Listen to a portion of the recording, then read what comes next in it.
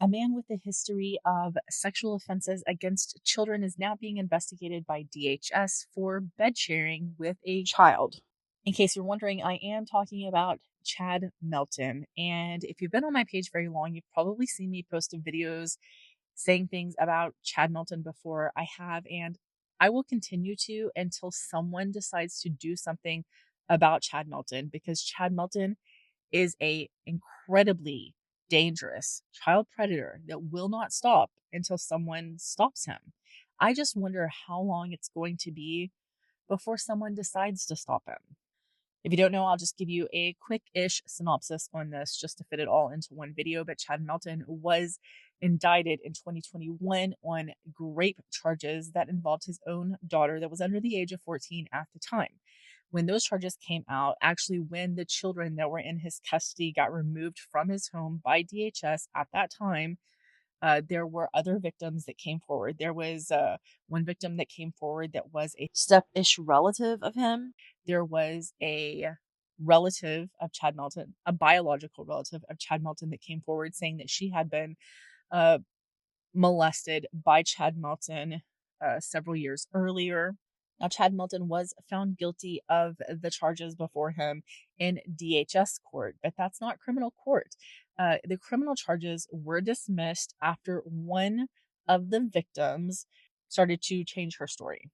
Now, Chad Melton has lied to everyone and told them that the actual first victim, the daughter, the one the great charges were actually against, was the one that changed her story. She's not. That didn't happen. That child did not change her story. It was another child, one that he wasn't even facing charges against, that changed her story.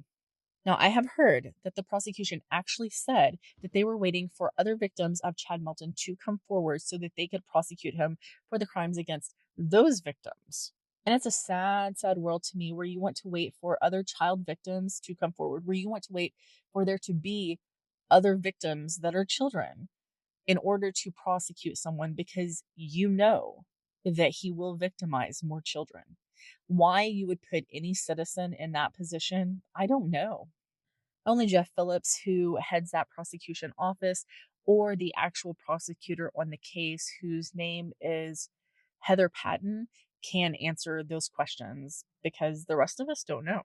That being said, and something that I think for people need to know, is that when you drop charges, even though you fully believe that a person is guilty, as a prosecutor, when you drop the charges against someone, it makes everyone else feel like, well, there must have not been enough evidence to prosecute that person. That person must be innocent.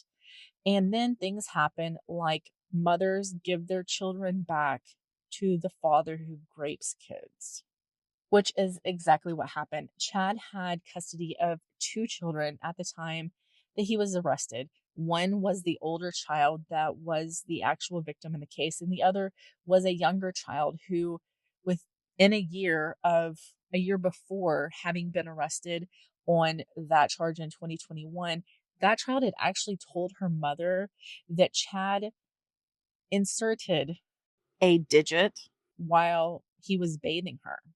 Now, Chad was able to make this mother believe that that was an accident. I say BS. As a mother who has daughters, absolutely not. No way.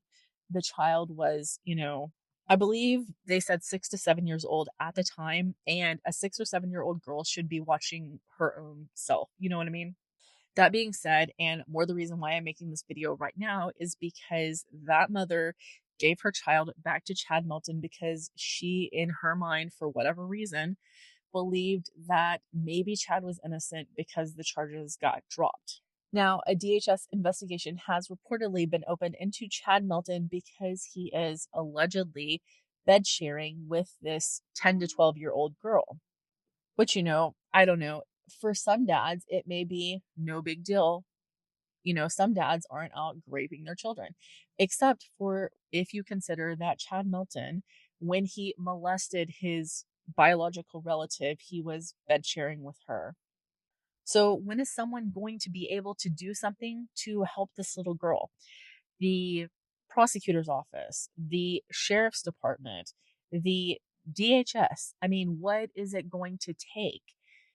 because I don't think that it's fair for everyone to just always believe that the only thing that they can do is wait for a child to say, he raped me. That's just not always the case. It's not always the case that a child can find it in them to say those words. So then what do you do? At what point do you feel like you have to do something to protect a child? And also, it's not just that this one child is one child that I'm worried about. How do we help other children? I'm sure that there are other children, other families that are in this position. So in that case, what do you do to help? How do you save a child that's in this position? Do you know?